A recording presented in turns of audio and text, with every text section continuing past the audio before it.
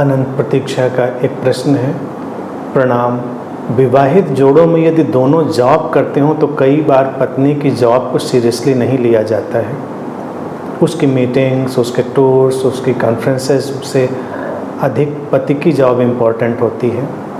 सारे adjustments wife को ही करने होते हैं, सारी सेक्रीफाइसेस उसी से एक्सपेक्टेड होती हैं। कृपया कुछ कहें। ये जो मुद्दा है ना, ये एक ट्रांसफॉर्मेशन से गुजर रहा है। जो लोग अभी पुरानी जनरेशन के इम्पैक्ट में चल रहे थे, उस प्रभाव में चल रहे थे पुरानी पीढ़ी के, उनमें ये ज़्यादा है। नए जो बच्चे अभी आ रहे हैं, मैं देख रहा हूँ उनमें धीरे धीरे ये चीज़ कम हो रही है। गंभीरता से एक दूसरे के जीवन, व्यक्तित्व और कार्य को लिया जा रहा है। बदलाव धीरे धीरे आ रहा है। तो ये कोई अभी नाम नहीं है कि ऐसा होता है, ऐसा होता था। कहीं कहीं अभी भी ऐसा हो रहा है, बहुत सारी जगह ऐसा अब नहीं हो रहा है। सोच है, चली आ रही थी, धीरे धीरे बदलेगी। थोड़ा पीछे अतीत में लौट कर जाएं तो स्त्रियों को पढ़ने की ही कौन सी आज़ादी थी। उनकी शिक्षा भी तो कितने बाद में शुरू हुई। अभी हमारे आधुनिक काल में ही शिक्षा के लिए कितना संघर्ष हुआ। तो पहले तो जब पढ़ाते थे लड़कियों को तो पढ़ाने का कोई मतलब ही नहीं होता। तो पढ़ लो, बीए कर लो, एमए कर लो, डिग्री ले लो, शादी में बताने में अच्छा रहेगा। तो डिग्री लेना उद्देश्य होता था। ये मान के नहीं चलते थे कि वो गंभीरता से पढ़ें। तो पहले तो ये धारणा थी। फिर जब बच्चियां पढ़ने लगी तो पता चला नहीं, वो तो लड़कों से भी ज़्यादा टॉप कर रही हैं, आगे जा रही हैं, क्योंकि इतने दिनों का दमन था। लड़के तो रिलैक्स हो चुके थे, कछुआ और खरगोश वाली कहानी की तरह।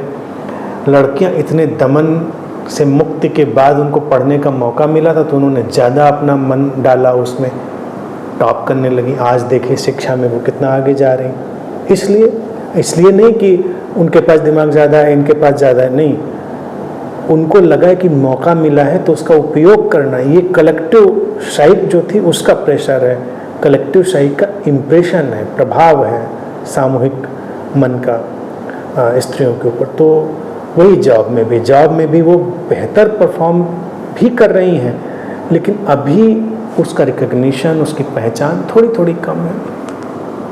मैं तो हैरान रह गया। अभी ये एक रिपोर्ट कुछ वक्त पहले मैंने पढ़ी कि हम सोचते हैं नहीं, हमारे शायद देश में बहुत गड़बड़ी होती होगी और अमेरिका, यूरोप, वहाँ तो बहुत क्रांति हो गई है।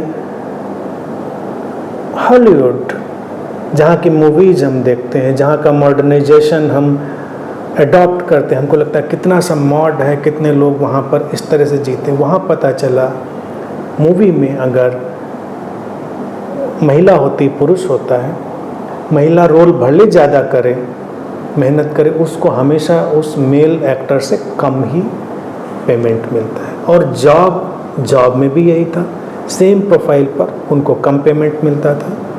अपने यहाँ भी यही चीज़ थी, लेकिन धीरे धीरे वो सिनेरियो बदल रहा है। पूरी तरह भी हर जगह बदला भी नहीं है, पूरी तरह हर जगह नहीं बदला है।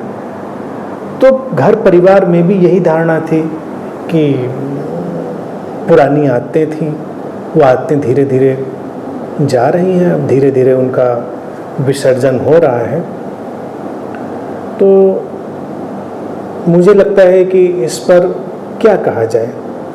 ये तो जो अभी आने वाले बच्चे हैं वो जैसे जैसे इवॉल्व होंगे, उनके माइंड इवॉल्व होंगे, तो परिस्थिति बदलती चली जाएगी। पुराना ढांचा टूट ही रहा है। अब जब स्त्री ने जॉब ले ही ली है तो उससे वही सारी अपेक्षाएं करने कि वो आएगी, घर में चाय बनाएगी, खाना बनाएगी। उसका प्रेम मोहब्बत है, उसने कर दिया तो ठीक है, लेकिन आप भी करिए, दोनों करें।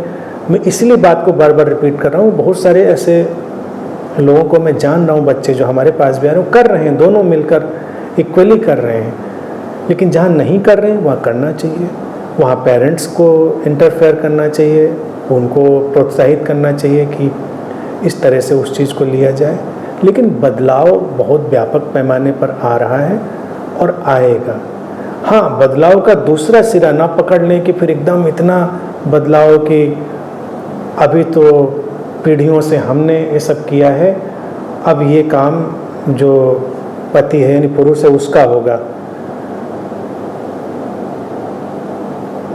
हमको ऐसे अतिरेक में जाने की ज़रूरत नहीं है।